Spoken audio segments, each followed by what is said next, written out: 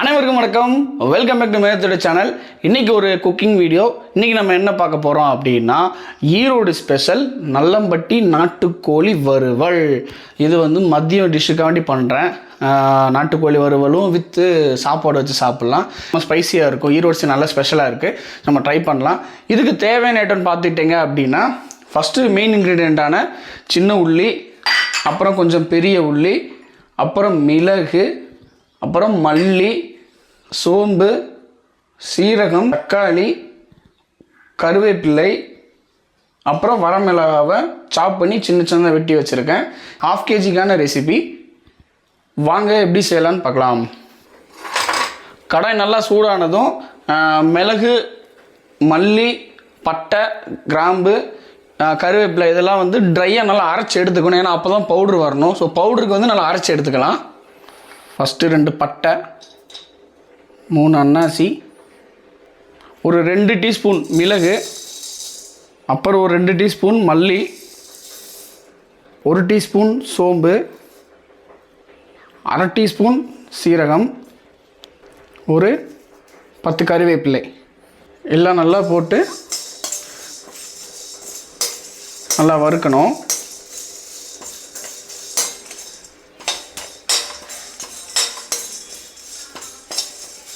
இப்போ நல்லா வாசனை வருது. நல்லா வாசனை வரைக்கும் வறுத்துக்கோங்க. ரொம்ப கருவை விட்டுறாதீங்க. இந்த ஸ்டேஜில் ஸ்டவ் ஆஃப் பண்ணிடுங்க. ஆஃப் பண்ணிவிட்டு கொஞ்சம் ஆற வச்சு இதை அரைச்சி எடுத்துக்கலாம். மசாலாம் ட்ரையாக அரைச்சி எடுத்தாச்சு. இப்போ நல்லம்பட்டி நாட்டுக்கோழி சிக்கனுக்கு வந்து முக்கியமான இன்க்ரீடியன்ட் நல்லெண்ணெய். நல்லெண்ணெய் பண்ணால் செம டேஸ்ட்டாக இருக்கும். நல்லெண்ணெய் ஊற்றிக்கலாம். ஒரு 3 டீஸ்பூன் நல்லெண்ணெய். சட்டி நல்லா காய்ச்சதும் நம்ம வெட்டி வச்சுருக்கிற வெங்காயத்தை போட்டலாம்.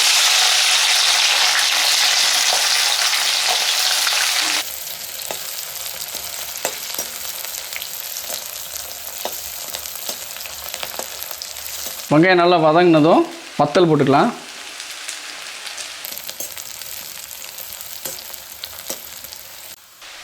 இதோட கொஞ்சம் பெரிய உள்ளி சேர்த்துக்குங்க. சும்மா அரை வெங்காயம் போதும். அதுக்கப்புறம் ஒரு 2 டீஸ்பூன் உப்பு சேர்த்துக்கோங்க. நல்லா எல்லாமே பொன்னிறம் ஆயிடுச்சு. இந்த ஸ்டேஜில் ஒரு தக்காளி சேர்த்துக்கோங்க.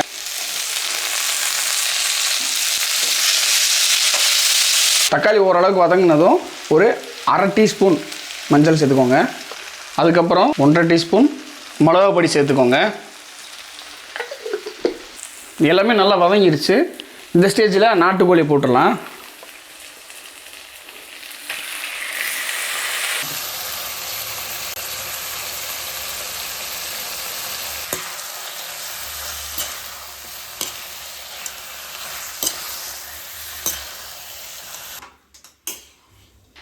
ஒரு 2 டீஸ்பூன் இஞ்சி பூண்டு பேஸ்ட்டு. இப்போ நம்ம சிக்கன்னா தண்ணி ஊற்ற தேவையில்லை. அந்த சிக்கன்லேயே தண்ணி விட்டு நல்லா குக் ஆயிரும். ஆனால் நாட்டுக்கோழி அப்படி கிடையாது. கொஞ்சம் ஹார்டாக இருக்கும். அதனால தண்ணி நல்லாவே ஊற்றிக்கலாம். தண்ணி ஊற்றினா தான் அது நல்லா வெந்து வரும். ஸோ நம்ம ஒரு சொம்பு தண்ணி ஊற்றிக்கலாம்.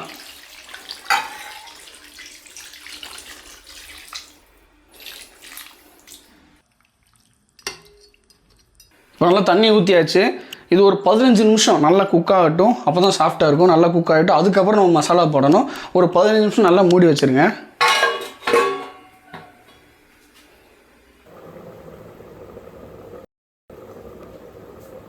இப்போ 15 மினிட்ஸ் ஆச்சு. ஓப்பன் பண்ணி பார்க்கலாம்.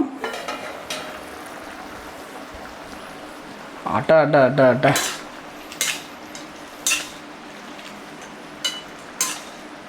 இந்த ஸ்டேஜில் நம்ம அரைச்சி வச்சுருக்க இந்த மசாலாவை போடலாம்.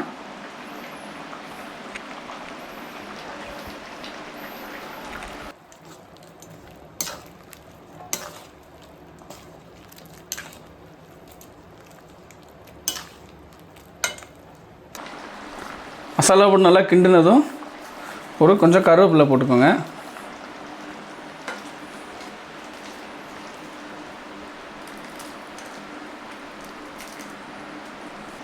மசாலா அப்புறம் எல்லாம் போட்டாச்சு. கருவேப்பிலாம் போட்டாச்சு. ஆல்ரெடி நம்ம 15 மினிட்ஸ் வந்து வேக வச்சுட்டோம். இன்னும் இப்போ பொடி போட்டதுக்கப்புறம் இன்னும் 20 மினிட்ஸ் நல்லா வேகட்டும். இன்னும் கொஞ்சம் சாஃப்டாக வரணும். இன்னும் ஒரு 20 மினிட்ஸ் வந்து க்ளோஸ் பண்ணி வச்சிடலாம்.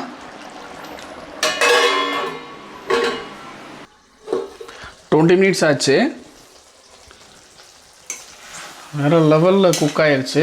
நல்லா வந்து செம்மையாக இருக்குது, வாசனையே வேறு லெவலில் இருக்குது. இப்போ நாட்டுக்கோழி வறுவல் நல்லா ரெடி ஆயிடுச்சு. இது வந்து ஃபைனல் ஸ்டேஜ். இதுதான் இதோட ஹைலைட்டேவும். ஒரு சட்டியில் நல்லா காஞ்சதும் நல்லா நல்லெண்ணெய் ஊற்றிக்கோங்க. ஒரு 1 டீஸ்பூன் போதும். 1 டீஸ்பூன் நல்லெண்ணெய் ஊற்றிக்கிட்டு சட்டி காஞ்சதும் இதில் ஒரு 3 பூண்டு, அப்புறம் ஒரு வத்தல், கொஞ்சம் கருவேப்பிலை, இது நல்லா போட்டு நல்லா வறுத்துருங்க.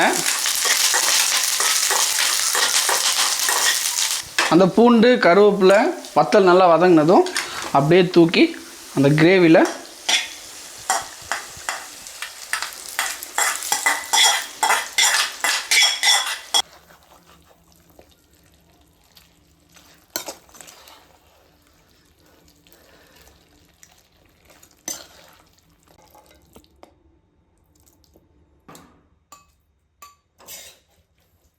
ஃபைனலி நம்ம நல்லம்பட்டி நாட்டுக்கோழி வறுவல் ரெடி ஆயிடுச்சு.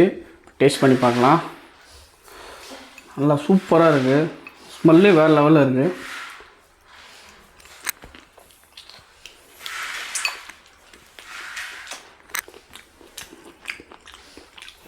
செம்மையாக இருக்குது டேஸ்ட்டு.